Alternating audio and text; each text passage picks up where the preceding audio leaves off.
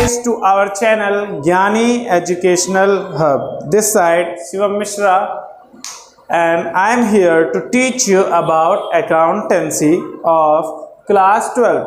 तो देखिए आज की जो हमारी इस वीडियो में हम पढ़ने वाले हैं क्या अकाउंटेंसी क्या होता है, अकाउंटेंसी जो करते हैं उस प्रोसीजर को क्या कहते हैं, अकाउंटेंसी की खोज किसने की और अकाउंट्स हमें किस फॉर्मेट से हमें अकाउंट्स को अभी से स्टार्ट करना है अपने क्लास 12 के लास्ट तक, ताकि हम अपने बोर्ड्स में क्या कर सके इजीली 90+ कवर कर सके। तो देखिए स्टार्ट करते हैं। सबसे पहले हमारा जो सब्जेक्ट है उसका नाम है अकाउंटेंसी। तो अकाउंटेंसी में अक्सर क्या होता है कि जब कोई भी व्यक्ति आपसे पूछता है, कोई बंदा आपसे पूछता है कि हाँ जी तुम कौन सा सब्जेक्ट पढ़ रहे हो, तो आप कहते हो कि जी मैं अभी अकाउंटेंसी पढ़ रहा हूँ। वो पूछ देता है रैंडमली आपसे कि व्हाट इज अकाउंटेंसी, और 85% बच्चे जो होते हैं वो ऐसे होते हैं जो अकाउंटेंसी के बारे में जानते ही नहीं कि अकाउंटेंसी होती क्या। तो मैं यहाँ पे बताने वाला हूँ आपको बहुत ही आसान तरीके से, आसान भाषा में।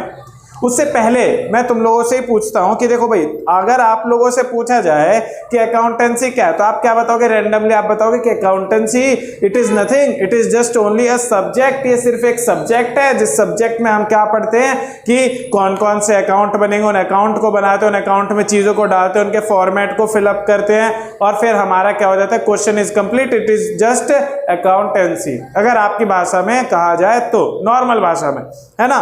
तो उसी को यहाँ पे स्टैंडर्ड तरीके से उसी चीज को हम लिखेंगे कैसे कि देखिए सबसे पहली चीज जो अकाउंटेंसी है वो क्या है, तो इट रेफर्स टू, अकाउंटेंसी का मीनिंग होता है क्या, तो it refers to the process. ये क्या है, एक प्रोसेस है।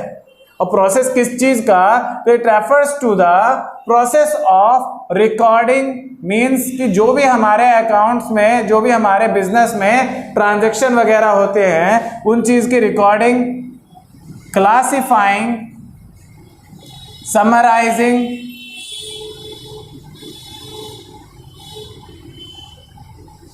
Analysing, reporting and communication of all the financial transactions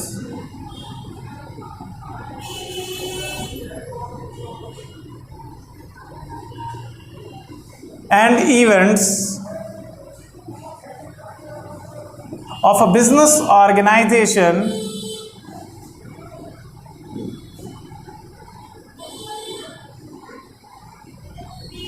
in a fiscal or financial year। Means क्या है, तो it refers to the process of recording, classifying, summarising, analysing, reporting and the communication of financial transactions and events. मतलब accountancy क्या है, कुछ नहीं, हमें बस क्या करना है, जो भी हमारे बिजनेस में ट्रांजैक्शन होते हैं उन ट्रांजैक्शंस को पहचानो, उनको रिकॉर्ड करो। जिस अकाउंट में हमें उसे रिकॉर्ड करना है उस अकाउंट में रिकॉर्ड करो। जैसे एक्सपेंसेस से रिलेटेड है P&L अकाउंट, किसी तरीके के एसेट्स लायबिलिटीज से रिलेटेड है तो बैलेंस शीट में, किसी फिक्स्ड एसेट से रिलेटेड है तो उस पर्टिकुलर फिक्स्ड एसेट्स के अकाउंट में। और रिकॉर्ड करने के बाद हम उसका रिजल्ट निकालते हैं, मींस क्या करते हैं, समराइज फॉर्म में उसका रिजल्ट निकालते हैं कि आवर बैलेंस इज पॉजिटिव और नेगेटिव। रिजल्ट निकालने के बाद उसको हम एनालाइज करते हैं। एनालाइज का मतलब क्या होता है कि उसको हम भापते हैं कि आगे चल के हमारा बैलेंस प्रॉफिट होने वाला है हमें या फिर हमें लॉस होने वाला है। फिर हम उस चीज को क्या करते हैं, कम्युनिकेट करते हैं जिसको भी उस फाइनेंशियल इंफॉर्मेशन की जरूरत होती है उसे। तो दैट्स ऑल, अकाउंटेंसी क्लियर। अगर कोई डाउट तो नीचे आप कमेंट्स में डालो, मैं आपके डाउट्स क्लियर करता हूं। अब बात आती है कि जो अकाउंटेंसी हम करते हैं, जब कोई हमारी अकाउंटेंसी के सभी के सभी प्रोसीजर्स को फॉलो करता है, काम करता है, तो उस चीज को हम क्या कहते हैं, उसको हम कहते हैं कि ही इज डूइंग अकाउंटिंग, कि वो क्या कर रहा है, वो अकाउंटिंग कर रहा है।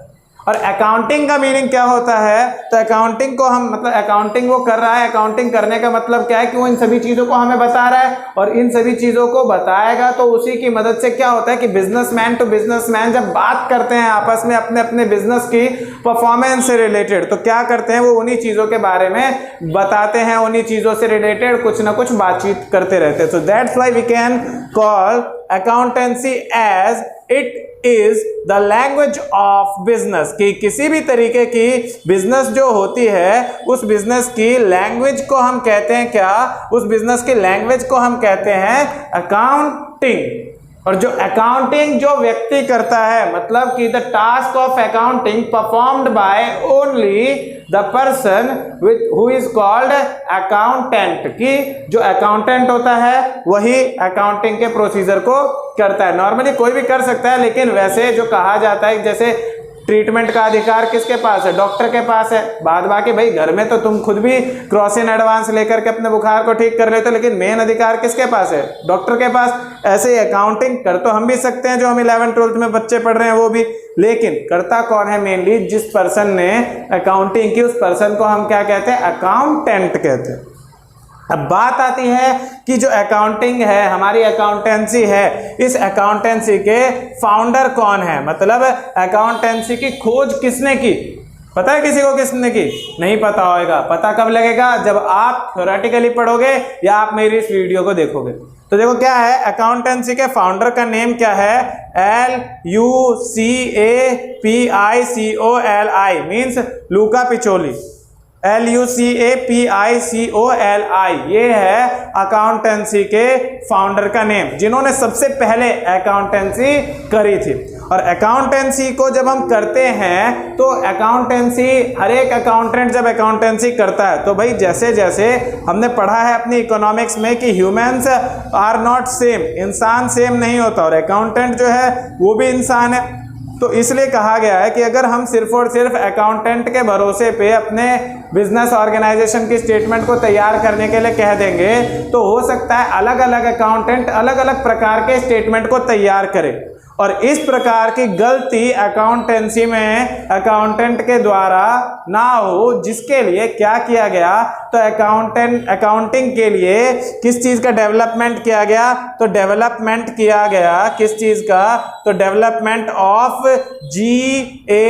GAAP का, मीन्स जनरल अकाउंटिंग प्रिंसिपल्स हैं ये जनरल अकाउंटिंग हमारे ऐसे प्रिंसिपल्स हैं जिन प्रिंसिपल्स को हर जगह कोई भी अकाउंटेंट, मतलब अक्सर सभी अकाउंटेंट क्या करते हैं? इसका यूज करते हैं। अब बात आती है कि जो हमारी अकाउंटेंसी है, जो हम अपनी क्लास 12th में पढ़ने वाले हैं, उसका नेचर कैसा है? उसमें हम मेनली किसके बारे में पढ़ेंगे?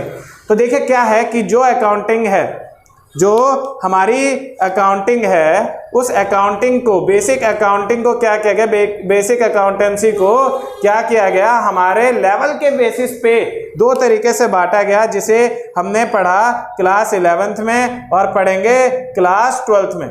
जो हमारे क्लास 11th के अकाउंटेंसी है वो पूरी की पूरी किस चीज से रिलेटेड है? तो वो पूरी की पूरी सोल प्रोप्राइटर से रिलेटेड है। मींस क्या? तो एक ऐसा बिजनेस जिस बिजनेस को रेगुलेट किया जाता है सिर्फ अकेले एक ही व्यक्ति से, मींस जिस बिजनेस को अकेला बंदा कंट्रोल करता है उसे हम कहते हैं सोल प्रोप्राइटर। तो 11th के अकाउंटेंसी में हमने सिर्फ क्या पढ़ा था कि अकेला बंदा जब बिजनेस करता है तो किस तरीके के अकाउंट की बुक्स को मेंटेन करता है, किस किस तरीके से चीजों का कैलकुलेशन करता है। और अब जो हमारी 12th क्लास की अकाउंटिंग है, इसमें हमें 3 तरीके के बिजनेस के अकाउंट्स के बारे में जानना है, जिसमें सबसे पहले हमारा आता है NPO means non profit organisation, या इसको हम नॉट फॉर प्रॉफिट ऑर्गेनाइजेशन भी कहते हैं। तो हमें इसके बारे में पढ़ना है। इसके बारे में पढ़ने के बाद हमारा दूसरा आएगा क्या? पार्टनरशिप, कि हमें पार्टनरशिप बिजनेस के बारे में पढ़ना है कि पार्टनरशिप बिजनेस क्या होती है, और पार्टनरशिप के अंदर हम किस किस तरीके से बुक ऑफ अकाउंट को मेंटेन करते हैं। मींस पार्टनरशिप का मतलब ये कि ऐसे बिजनेस के बारे में जानेंगे। अब तक हमने सिर्फ ऐसा बिजनेस जाना जिसमें ओनर कितना था? एक ही ओनर था। अब पढ़ेंगे पार्टनरशिप में कि एक से ज्यादा ओनर है तो हम किस तरीके से मैनेज करते हैं। और उसके बाद हमने पढ़ना है कंपनी की अकाउंटेंसी के बारे में, कि जब हम एक कंपनी ओपन करते हैं तो कंपनी में हमें किस तरीके से अकाउंटेंसी को मेंटेन करना होता। ठीक, तो देखिए ये था हमारी अकाउंटेंसी का सबसे ज्यादा बेसिक चीज जो आपको, हर एक बच्चे को जिसके पास अकाउंट्स है उसको पता होना चाहिए।